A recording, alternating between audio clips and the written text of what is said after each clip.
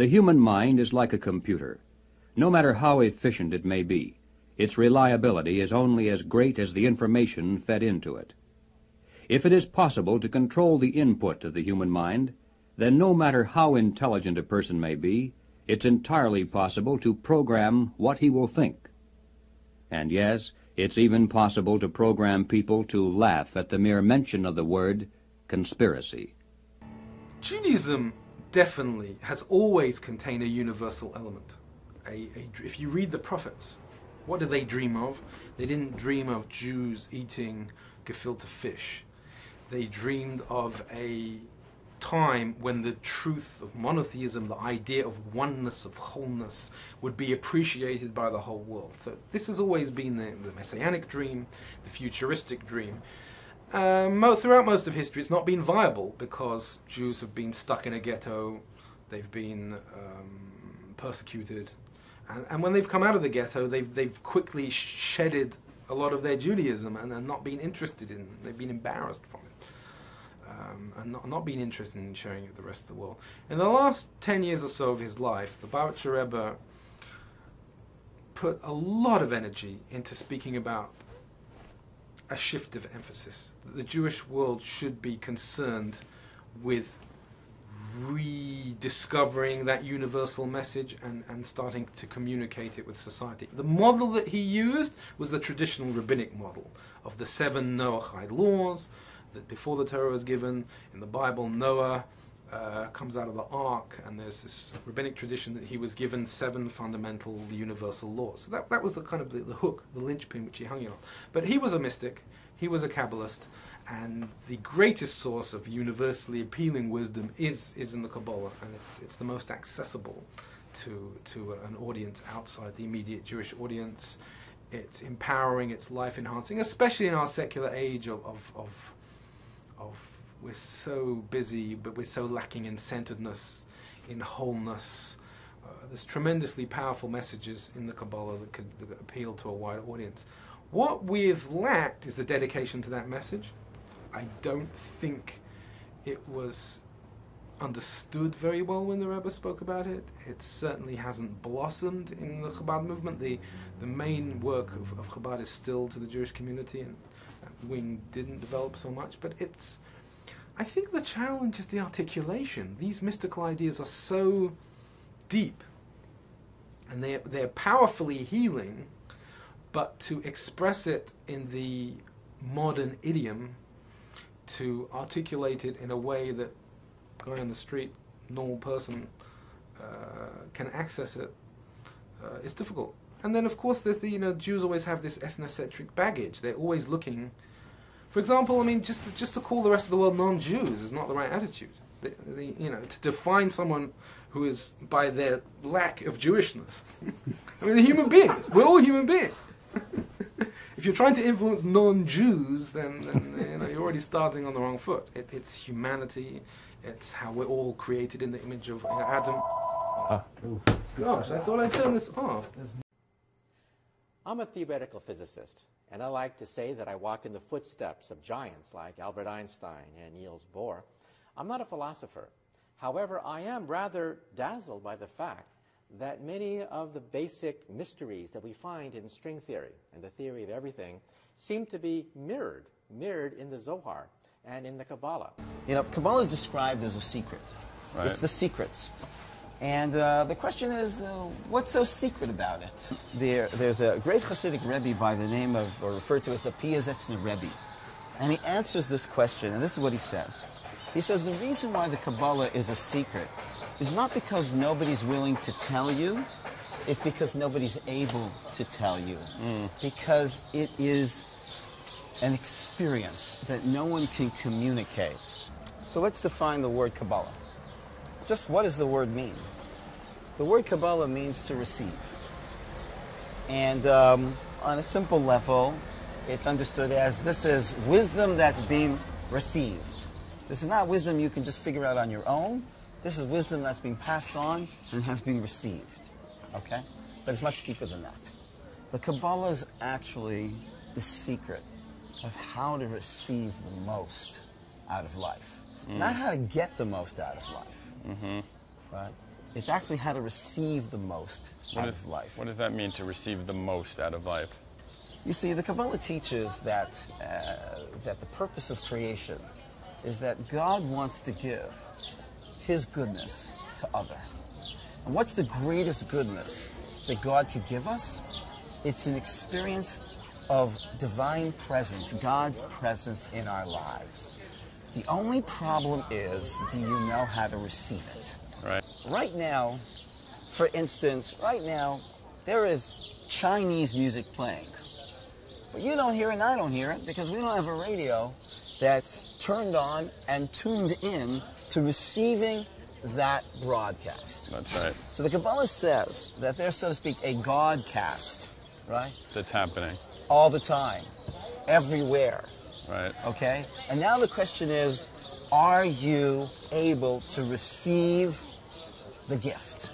But isn't it true that God has purposely made Himself hidden to us? Yes. Because you don't know what you've got till it's gone. Paved paradise, put up a parking lot. Until you're missing something, you're not yearning to receive it. I'll give you an example. Kirk Douglas, who was an actor that I studied, not acting with, I studied Kabbalah with. And so he shared something really amazing to me. He said, you know, he grew up in a poverty-stricken home. And there were 12 people in the house of the family. And sometimes they had one egg for everybody. They had to split up one egg. Yeah. So he said, you know, Rabbi, I experienced poverty in my life. And now I know what it means to receive the riches of my life. He says, there's a gift my parents gave me I couldn't give my children. My parents gave me the gift of poverty. And now I'm able to receive the gift of richness. I couldn't give my kids the gift of poverty. Right. You see, if a person was rich and they were always rich and all their friends were rich and all the magazines they ever read about were about rich people, Yeah. they don't know what poverty is, so they don't really have those riches consciously. The way you build the vessel of consciousness is by yearning and missing what it is that you're yearning for. You know? Right. And so therefore the Kabbalah actually teaches that there was a split moment where we experience the ultimate, but we weren't ready to receive it. But we had a moment taste of it. And then this darkness is setting the stage for that craving, for that hunger to receive that light once again. You are in an imaginary state. It's like some sort of a bubble or a dream that doesn't really exist. You're told that there is a spiritual reality.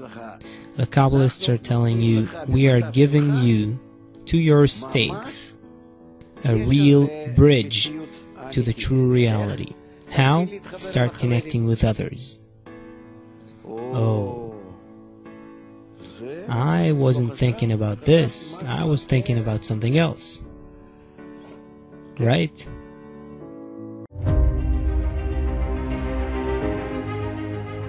The chain of Kabbalists begins with Abraham. In ancient Babylon, 3,500 years ago, the cradle of human civilization. Egoism and hatred erupted and drove people apart. Abraham discovered the method of human connection and unity and began teaching and sharing what would later become the authentic wisdom of Kabbalah. The thousands of people who followed his path became the first group of Kabbalists in history. 1,500 years later, cruel wars break out everywhere. In a small cave in northern Israel, Shimon Bar Yochai and his 9 students are writing together the great book of Zohar, a book about eternity and universal love, while outside their cave, the world sinks into darkness and conflict. The book disappears for centuries, waiting for its time to become revealed and shine its light upon the world. Towards the end of the 16th century, Isaac Luria, known as the Holy Ari, appears in our world. He was the one capable of unlocking and adapting the ancient wisdom of Kabbalah to bring its light back to our world. From that moment on, everyone can begin studying the method that can connect our hearts. The 20th century arrives. World War II breaks out, leading 6 million Jews as sheep to the slaughter. It is during this bloody period that Rav Yehuda Ashlag, known as Baal HaSulam, realizes the final stage of human egoism had begun. Now, the discoveries of Abraham, the secrets hidden in the book of Zohar, and the revelations in the writings of the Ari would be compiled into the science of human connection. We are all connected in a single, wondrous system, like organs of the same body, Baal HaSulam explains repeatedly. All we need is to reveal this system.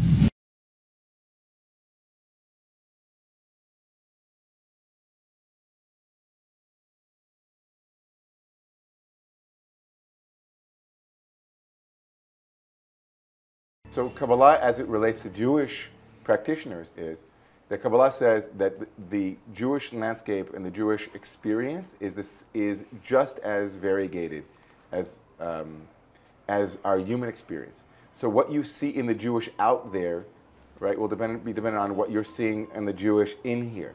So the Torah will seem like a group of stories and a group of teachings about what to do and a God who commands and a God who asks for obedience. But that's only until you've studied Kabbalah, and then Kabbalah says, no, you have to go deeper.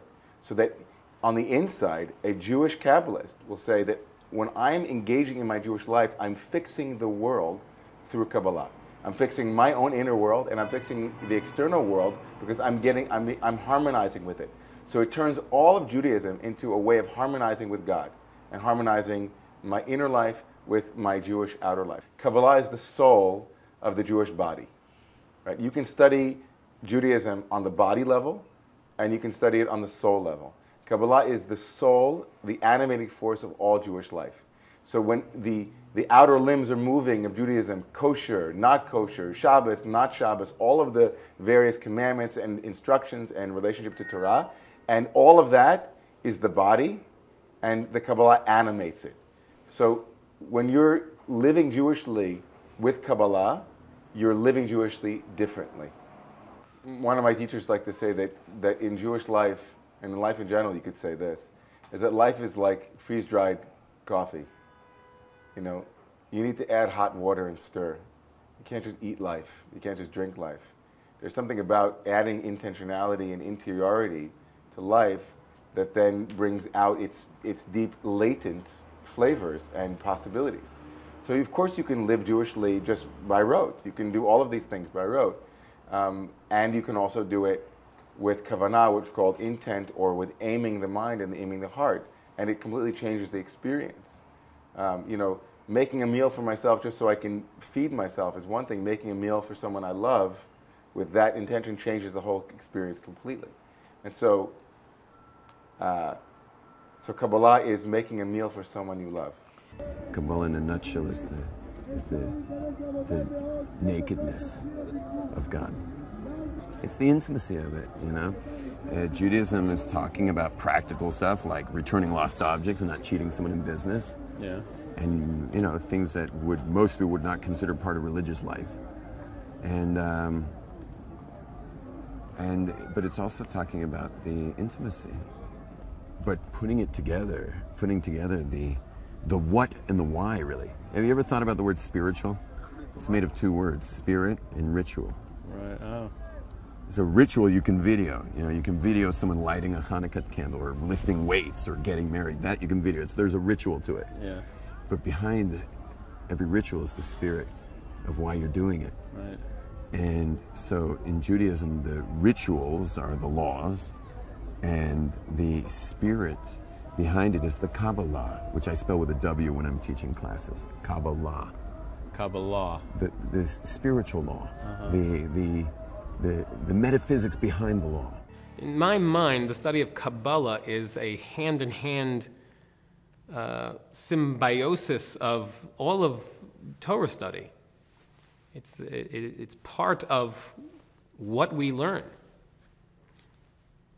I don't see it as a separate identity. In knowing that, Kabbalah is one facet of understanding the Chumash, right? In fact, the Zohar, which is the foundational book of Kabbalah, is written by the Parsha. It's written according to the Parshiyot of the Torah. So it's about understanding Torah. So when we look into Torah study and we extract ideas that apply to our lives, that make our lives more meaningful, then it's natural to understand them in their plainest meaning and to bring it into something a little bit deeper. So it's natural to want to see what's coming out deeper from the words of the Torah. And it's an important aspect of learning to want to draw out those deeper meanings and apply them to our lives.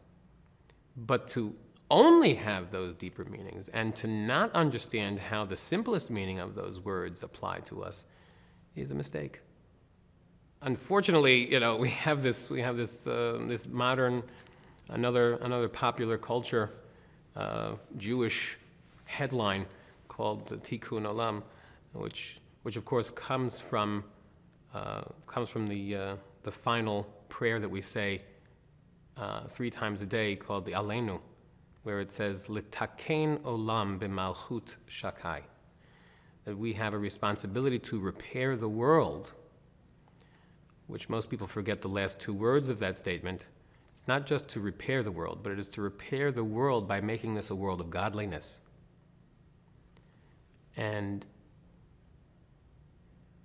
that's the reason why anybody should connect with, observe on his or her own level in relationship with the mitzvot of the Torah, because each and every one of those actions and all of our learning adds to that tikkun olam, adds to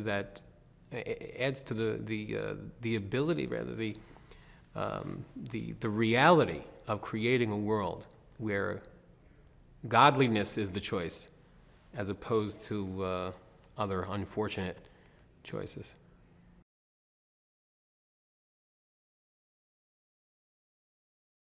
The problem is God.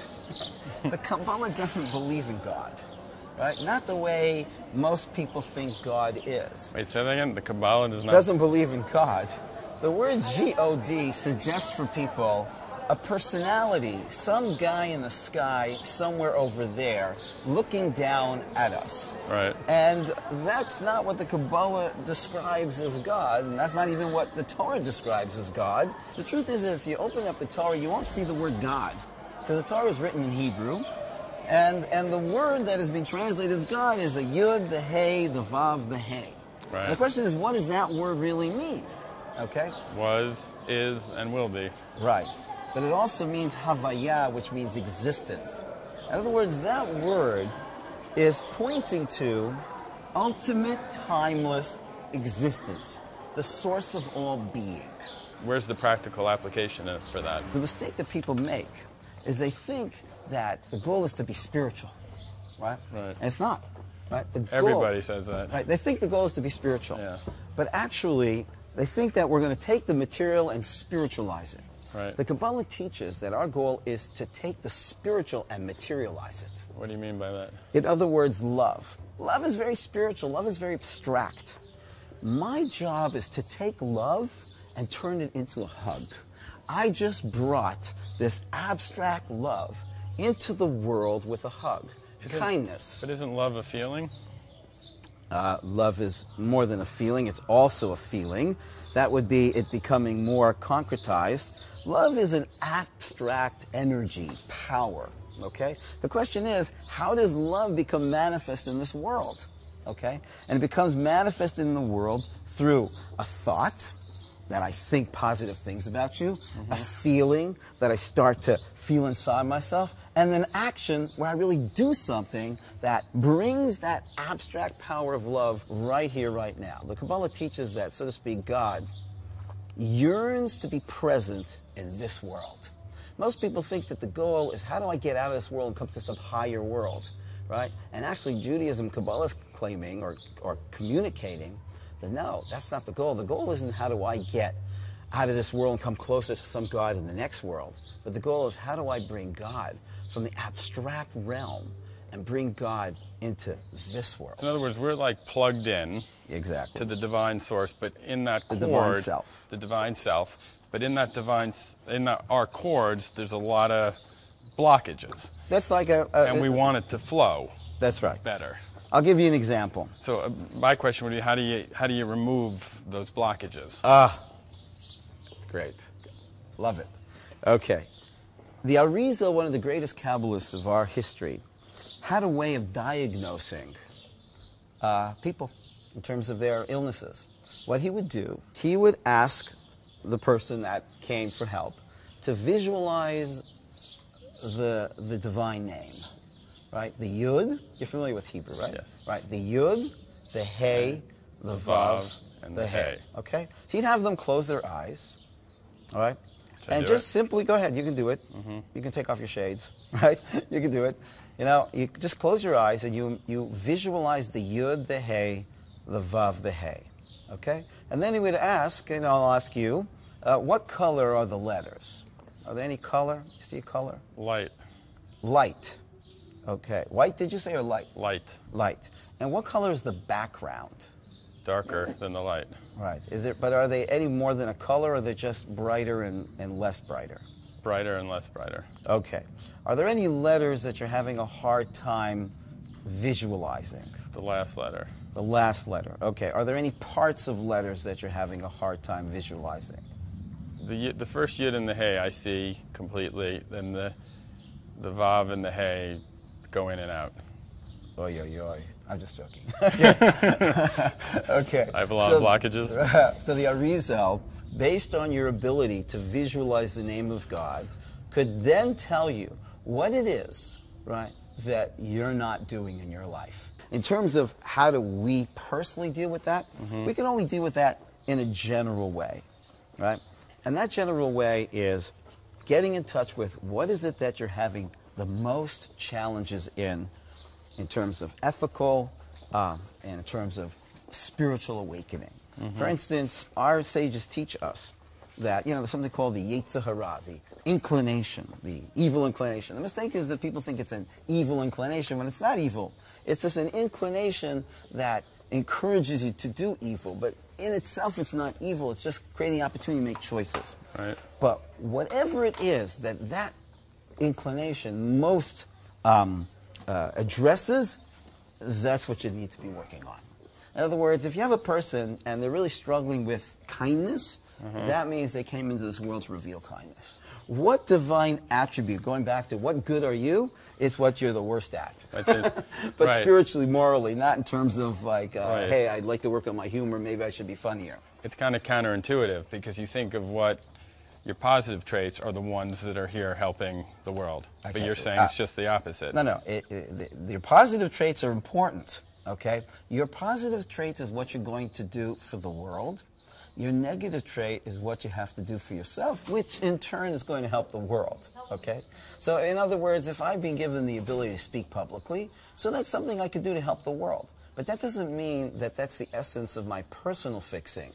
My personal fixing, and the greatest contribution I will bring to the world, is when I can work on the very areas that I'm most challenged in morally and spiritually. Okay? That's a great lesson. Tough lesson. Wahewa Yolayo Sayote Alame Meheshi Lalahe Acha Kaheta Ezayo Halada Lahawa Eheha Yozala Mebehe Hereyo Hekome Lahawa Kalayo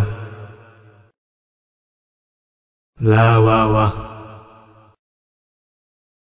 Behela Nelacha Yo Melahe Jehewa Nutahe He ha ha יורתה שיהה ריויו אוואמה לחווה ושירה יוחווה להכה חוואקה מנודה אנויו חהמה רהה יויוזה הה מיוחה וואלה יולאה סהלה אריו השילה מיוהה וההווה דנויו החשי אממה נונואה נויותה מבהה פוויו נוממה יויולה הרכה מסרה וואמבה יוהה אנואה מחיו דמבה מנוקה איואה חבווה רהה יובמה היויו מוואמה